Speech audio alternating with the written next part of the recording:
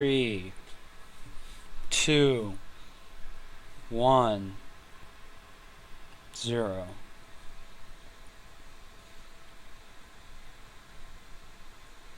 Hey guys, this is Bauski, and oh crap. Is everything working? Okay, everything's working. Yeah, okay. Good start, good start. This is Bowski, and you are watching the first episode of a new series that I might start taking up, called Analysis.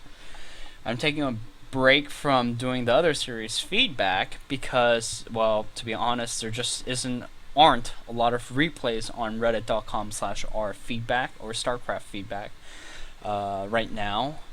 The latest one being from 2 months ago. So, in its stead, I still wanted to do something to do with analysis. So I've decided to do this show where I take pro league builds and strategies and just kind of look at them, study them, and I don't know if we'll learn a lot from them. It's more practice for me to analyze games and to get used to pro builds. But it's fun, right? It's fun thinking about StarCraft. It's fun looking at different players and stuff like that. So today I wanted to start the series off on something that's going to happen very soon, actually. Bomber versus Rain. If you look here, we're on the WCS Season 2 Korea OSL Premier League, and we're looking at the brackets down here. And if we look at the playoffs, Bomber is going to play Rain very soon after he has beat first. And so I wanted to look at both of their TvPs and PvTs respectively, because they're both very good at doing what they do. Rain has had to get through a ton of good Terran players to get to where he is, and Bomber has had to get through a lot of Protoss to get to where he is. And I thought it would be a fairly good series, and for data, I thought we'd use this season's WCS Season 2, since it's the freshest data we have for either of the players. But yeah, so today we're going to take a look at Bomber's first two games from Group H, where he wins one and loses one. And then he doesn't get to play another Terran until the playoffs here against First. So we'll go through that on the second day. And then day 3 and 4, we'll be looking at Rain's PvT and the 2 games he wins in Group H, and then the 2 games he wins against Supernova. So, yeah, I guess we'll start with Bomber's games today. And this isn't anything really official. I'm just getting started on this. So, and we're going to be playing with the sound off because my favorite 2 casters are talking in the background, but if they talk, then you guys will be distracted by what I'm saying. So, and I'll be distracted too. So, it's just me and the silence with you guys. I hope it's okay for you guys. And yeah, I'm not really gonna do any commentary as much as just point out some things as we try to figure out what Bomber's natural TvP playstyle is. And just kind of try to figure out some timings on what he does and why he does them. Try to find a reason for everything he does. And from there, figure out what kind of strategies he has. Because strategies are dictated by rules of engagement as well as preference by player. So, for instance, a rule of engagement would be like 3-3 Marines in a big clump are highly effective against 3-3 Zerglings in a big clump, and things like that. If microed correctly, I guess, or in chokes. But so yeah, there are certain rules that limit playstyles, and then there are certain things people do or prefer to do that also limit their playstyle. So we'll be watching Bomber and trying to study what he does and then ask the questions why he does it. So if the first 2 days, a lot of it's going to be what he does and when he does it and how he does it. And then at the end of the games, we'll be trying to think of whys and things like that. So Bomber has a barracks out and a gas out. He's getting some gas. and he's gonna make that first Reaper soon. Bomber really is a big fan of doing that Reaper early, and it's not really just for harass. Although I've seen Bomber do crazy harass with a Reaper and get like 4 kills just with a Reaper alone. But it's really just for scouting. So if a player is good at defense, but if Bomber still gets to see what's in their base, then all the better for Bomber. And even with the Reaper coming, Bomber's out here with an SCV already scouting just to see if there are any proxy shenanigans going around. Hurricane is just doing a regular kind of standard mother core. Is that what it's called? Mothership core, right? And a Stalker opening with a slightly late warp gate tech coming up. Stalker's going to pop out by the time Reaper gets there. And Bomber's already started on his command center, getting a reactor, and also getting an engineering bay. The engineering bay, personally, is the most interesting part for me here. It makes me wonder why. But, you know, he's going to get that early +1 upgrade to range. Or, I guess, it's just +1 attack for Terran here. So that'll be good.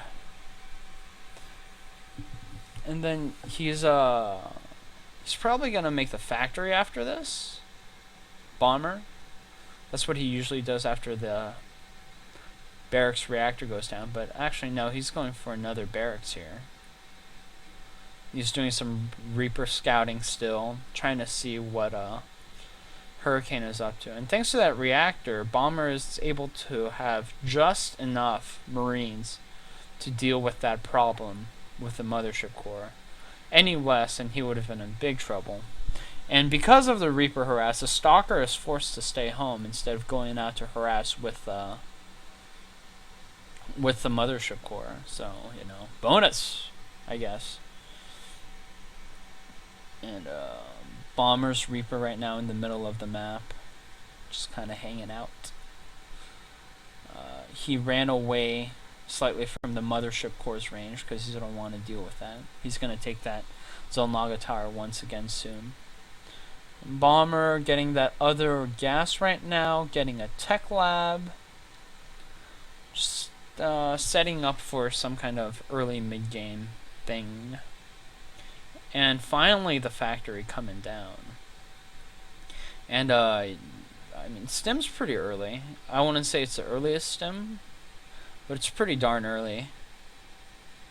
Let's see. If I usually play... No, yeah, I usually get combat shields first, so it's hard for me to say, really. But the stim he wants to get early because he's going to drop early. And so more than the combat shields, he wants to be able to deal the damage, especially with the medevac. So I personally usually go 3 racks, but he's going 2 racks. And this game is a slightly abnormal game here, as we'll start to see soon enough, because Hurricane is going for a rather tricky piece of play himself. He's going to go for a Sentry Force Field choke. And so that's not a very natural attack, although apparently it's been more popular recently in the Korean servers. Bomber's Reaper isn't going to make it, not going to get to scout the rest of it. But he feels like something's tricky. And so he gets 2 bunkers ready in the front there. And he still has a small group of Marines there in the front. And he's just waiting for any kind of tricky play of any sort. And his stim's almost finished, and now he's halfway done with his 1-1. He gets a sentry there, gets another sentry, and this SCV pool, really good, really freaking good. If he hadn't done it, I don't know. He could have maybe survived. He lost a couple of SCVs there, but I think it was totally worth it. If he hadn't pulled the SCVs, he might have lost the Marines, and if he lost the Marines, that means the War Prison could have warped more units out, and the sentry could have force fielded another time, and that could have been GG. So I think that was the right decision for him. It was slightly over defensive, but I think it was worth it, just to ensure that the game will go on. And we have Hurricane now going from that drop, sentry drop choke thing, to now warping in a Dark Shrine to go for some DT drops. And meanwhile, Bomber gets out 2 medevacs, starts pumping out the second medevac as well. But now he's gonna send all of these guys to try and do a drop in Hurricane's base. Whereas Hurricane, after he's made the Dark Shrine, is now gonna try to do some DT harassment of his own while he gets that first Colossi going, etc., etc., etc. Combat shields finally going up for Bomber, but like I said before, combat shields not as important to him as the stim here. But Bomber's very safe with his drop, doesn't actually want to lose it right now. And Bomber actually, as soon as he scouts Hurricane's small amount of units in the main base, he pushes the rest of his army to the front of it, because he knows that Hurricane can't have enough right now to defend both fronts comfortably.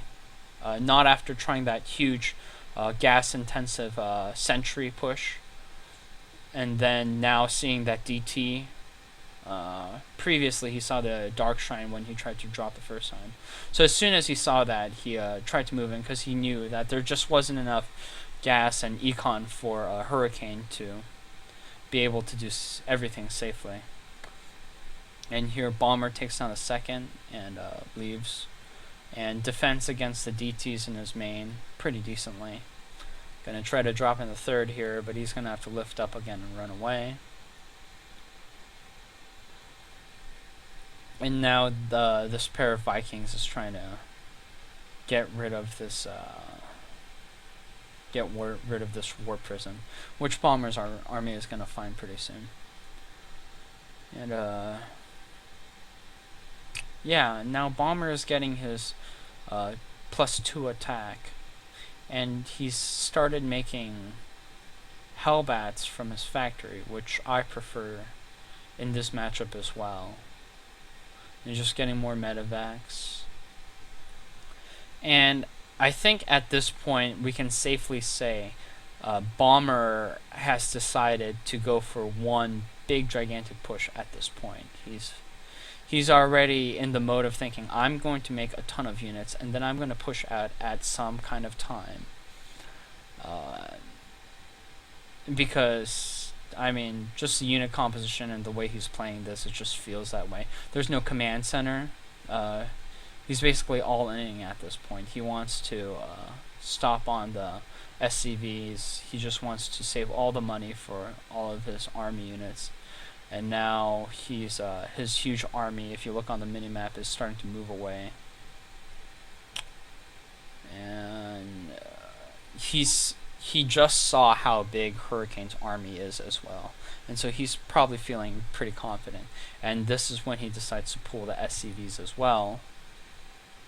And now he's moving into position. Meanwhile, Hurricane pushes in at this point with DTs and some zealots. So good harassment from Hurricane right there. But I think that only emboldens Bomber here to attack.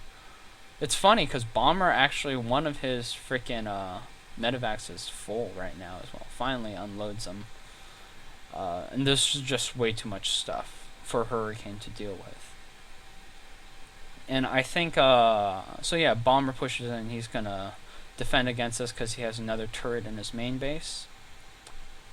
And Bomber takes down that Hurricane second again, which is such a huge pain for Hurricane. Especially because he doesn't have either gases taken at the third. And then Bomber's going to go into the third here and just destroy that as well. Just bah, bah, bah, bah. And Hurricane's trying to come back in to defend his third, but that's going to be destroyed before he even gets anywhere near it. All of his probes are going to get lost, and then he's going to be surrounded by Hellbats and Marauders, and then it's just GG. There just isn't enough stuff here And so we'll pause right here. Oh, Jesus. Oh, that was horrible. But yeah, so things I want to talk about in Bomber's previous game. Why does he decide to push out? I think there are a couple of key reasons why Bomber decided to push out.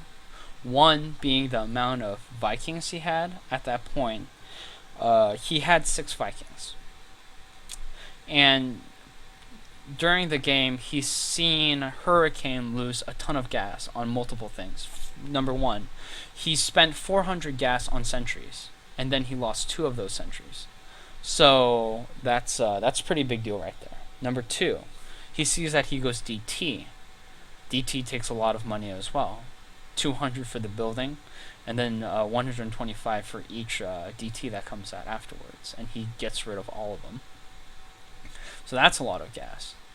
And then,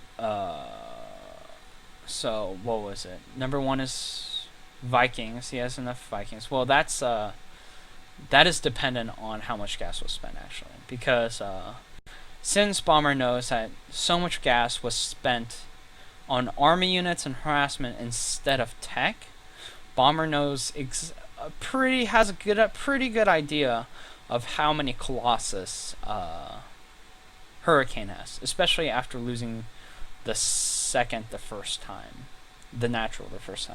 because he knows that he's short on gas. He knows that he can't get as many Colossus. Usually there might be 2 Colossus there at the point when Bomber attacked, but there was just less, and so those Vikings do even more damage.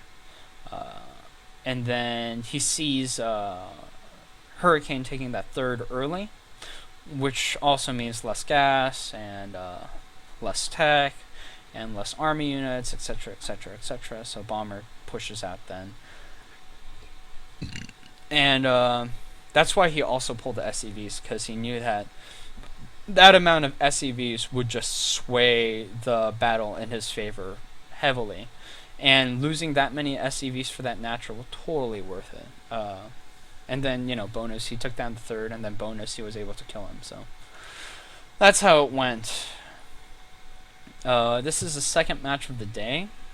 Bomber versus Rain. Rain has just defeated... I don't remember. Oh, Keen, I think. Yeah. Or Keen beat Rain? I don't know. But now Bomber and Rain are playing. Oh, since this is a 3rd match in the matchups, that means, yeah, Rain beat Keen.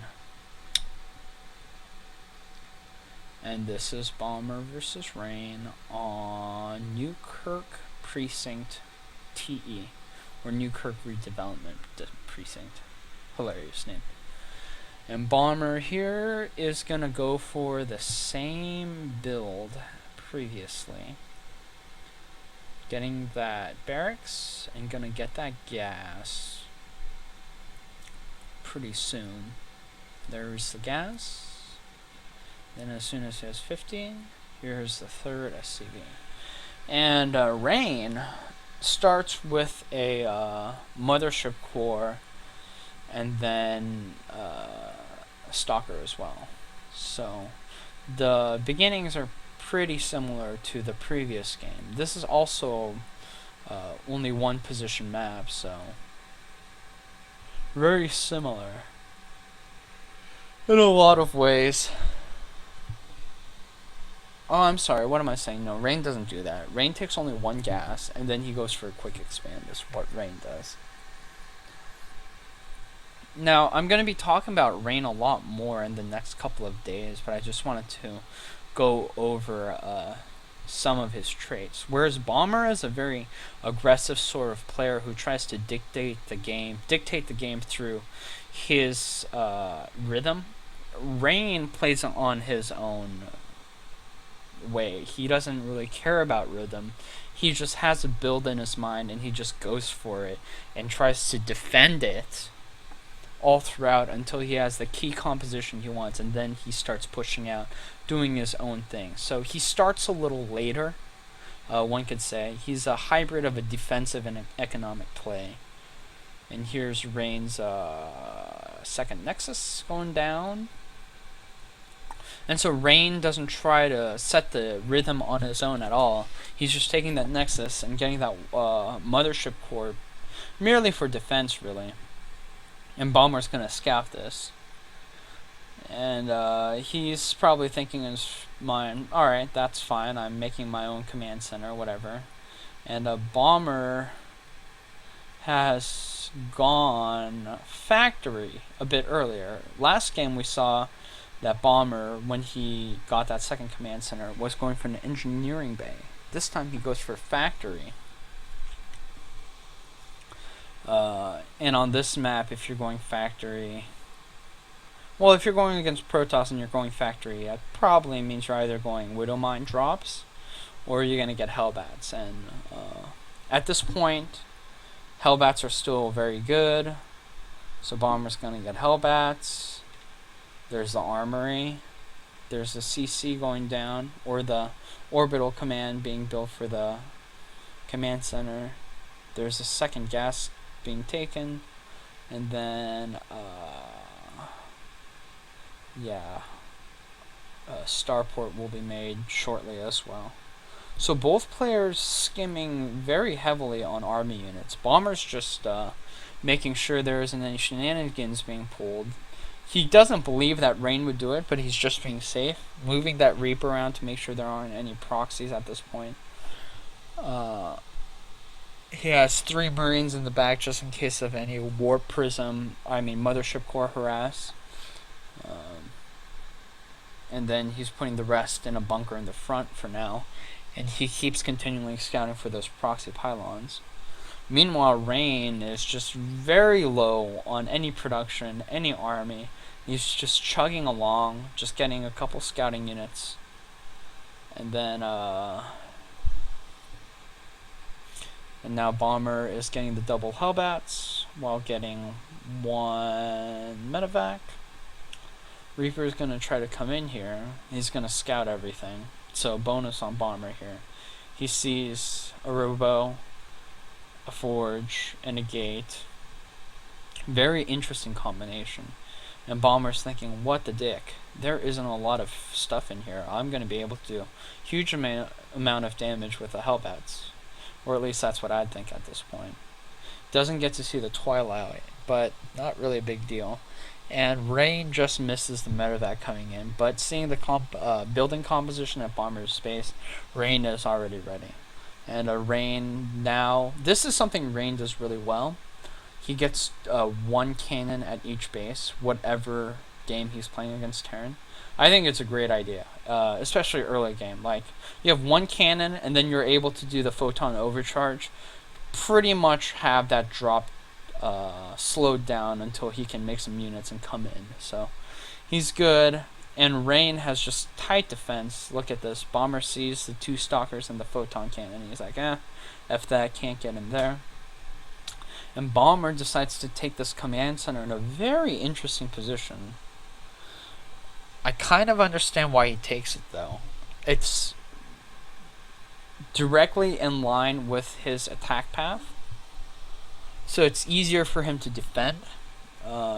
Coincidentally, I feel like he could have also taken that regular third that people take, and it would still be in the same route. I don't know why he didn't. It's maybe just to fool Rain. I don't know.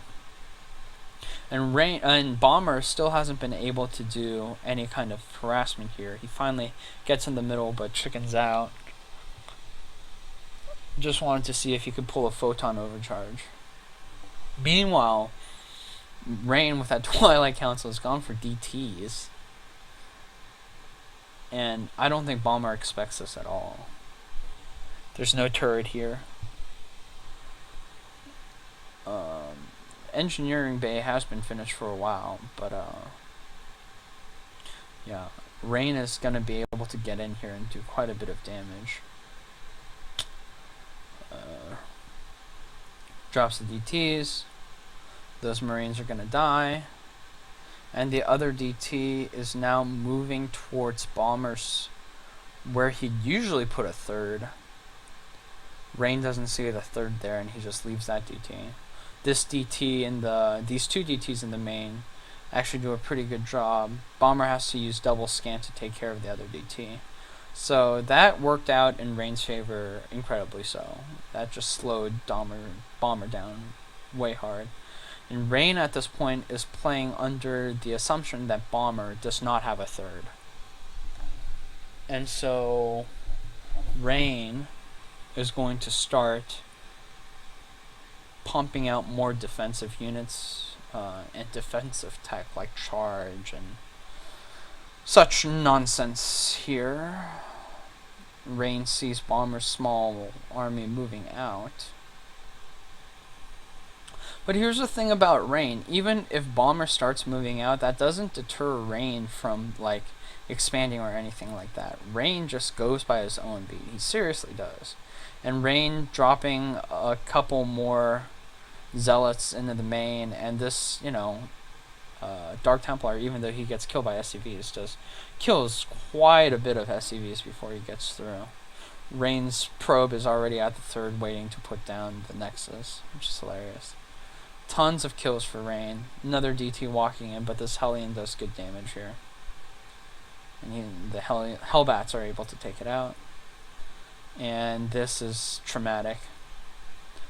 That Hellbat harassment he wanted to do the whole game, he never gets to do, and then it's fed back and destroyed.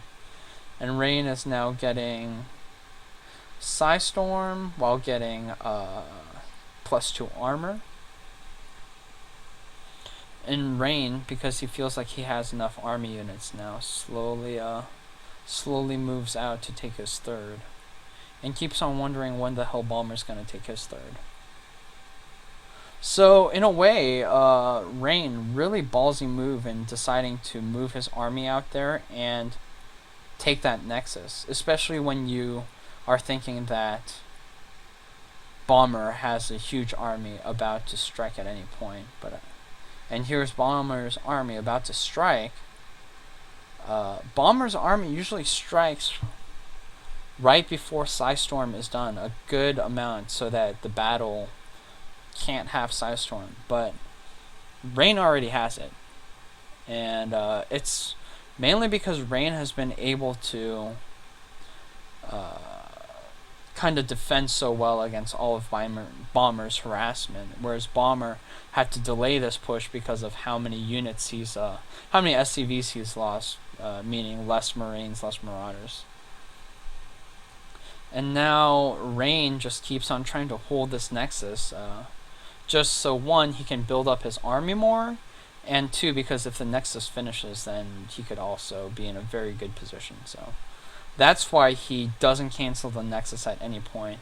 Some of these earlier engagements, it almost looks like Bomber could win.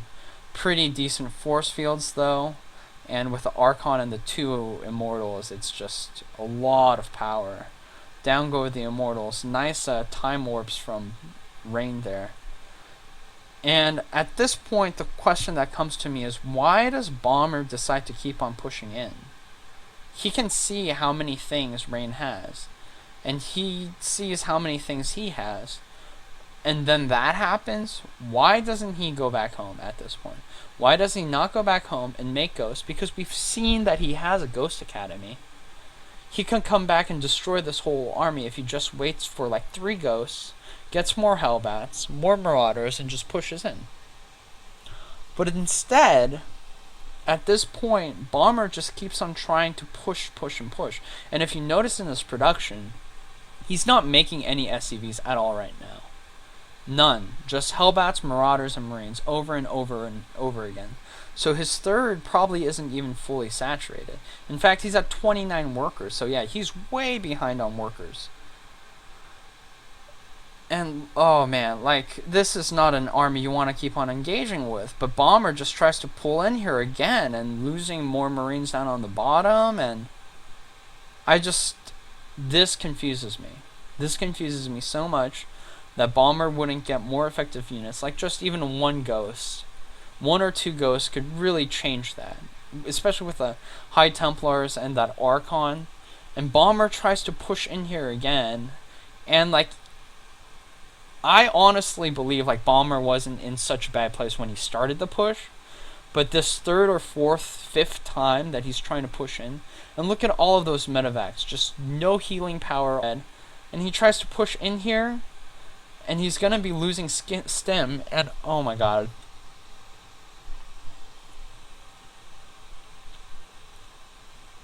There's just no way that Bomber can win this, especially with the charge lots and the 3 immortals. Oh, and beautiful. Ooh. Beautiful, beautiful. Yeah, storms there, and that's just GG. Oh my god! I keep forgetting that happens for some reason when you pause the game. But yeah, so the biggest question for me in that game is, why does he keep on trying to do what he tries to do at the end when he knows he's so far behind? And I think when he realized that it was too late, it was just too late. Like, he had pushed too many times before, and that's all he could do. If he tried to retreat at that point, he probably felt like Rain would just push out at that point, and Bomber would just die to whatever came. I guess that could be true. Bomber does this a lot. Like, sometimes he gets into these situations where if his attack fails the first time, he can just go back home and try again with different tactics like harassments and drops and things like that, but then he doesn't. And he just keeps on trying to knock at the front, and it's like waves crashing against a cliff, you know? He just keeps losing. And I don't know why he does that.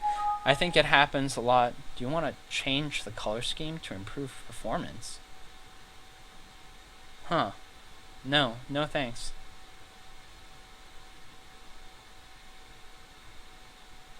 Yeah, great. Yeah, so Bomber does that a lot. It happens, and I think it happens when he feels behind. And he feels like if he just micros one good battle, then he can win. Then he could actually equalize the game or something. But yeah, the composition he was going with was just not a good against High Templars. You need those ghosts, and he had the Ghost Academy. He might have been short on the gas, is why he didn't get the ghost. I don't know. But so there are the 2 games for Bomber. Let's talk about some patterns we saw. Bomber goes Reaper first to get some good scouting. Bomber likes to put pressure on his opponent to either get ahead or to keep the pace of the game. He likes having map control. So early game and early mid game, you'll see Bomber on the map a lot, trying to keep the map control, dropping in different places. Be it Hellbats or straight bio, Bomber likes to start dropping early. And Bomber is not afraid. I don't know if this is an assumption we can make right now, but knowing what I've seen in WCS Season 1, Bomber is not afraid to stay on 2 CCs for a very long time, and in fact usually ends a lot of his games just on 2 CCs TvP. So yeah, those are some of the patterns. Scratch the last one. We can see how that works out later. The 2 data points we have so far doesn't suggest anything like that. But yeah, those are some of the patterns we've come up with today. We see some differences in the builds that he's shown, and it'll be interesting to see what he does tomorrow when we check out Bomber versus First. And First, he's quite good. Of course, everybody knows that. First defeats Fantasy, who is also very good TvP. And if we look at round of 32, we have First here.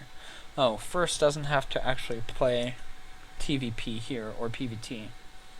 But yeah, Tastosis say First TvP is pretty good, and against Fantasy he was pretty good. So I'm willing to believe it. And so it'll be interesting to see how First versus Bomber goes tomorrow. And that's 3 games, so we'll be able to make some more pattern assumptions tomorrow once we watch those games. Following day, we'll be starting back at the round of 32 to follow Rain as he makes it through the Group H. And then in round of 16, where he will play against Fantasy as well, and beats Fantasy. So that will be interesting to see. I don't know what that is. Oh, the tiebreakers, right. I remember what the tiebreakers are. He doesn't play any here, so it doesn't really matter. And then the next day after that, after we watch... Oh, it might actually be 3 series where we watch Rain versus... Where we'll watch Rain versus Keen, then Rain versus Bomber, again, except from Bomber's side. And then we'll watch the second day of Rain, we'll watch Rain versus First, and then Rain versus Fantasy. Or no, I'm sorry, just Rain versus Fantasy. And then the third day, we'll watch Rain versus Supernova, which I'm very excited about because Supernova has a pretty strong TvP style as well. So that's like a 5 episode series, or 5-part series for the first... I don't even know how I'm going to allocate this, so you'll just have to bear with me. But tomorrow, Bomber versus First, which will be good. I hope you guys enjoyed today's analysis. And yeah, I'll post this somewhere, I guess on Starcraft or Starcraft Strategy. And hope you guys join me tomorrow for Bomber versus First. And we'll keep on doing this until we finally get to the point where we can figure out who in the semifinals of Best of 7 would most likely win, Rain versus Bomber. Yeah. Have a nice day.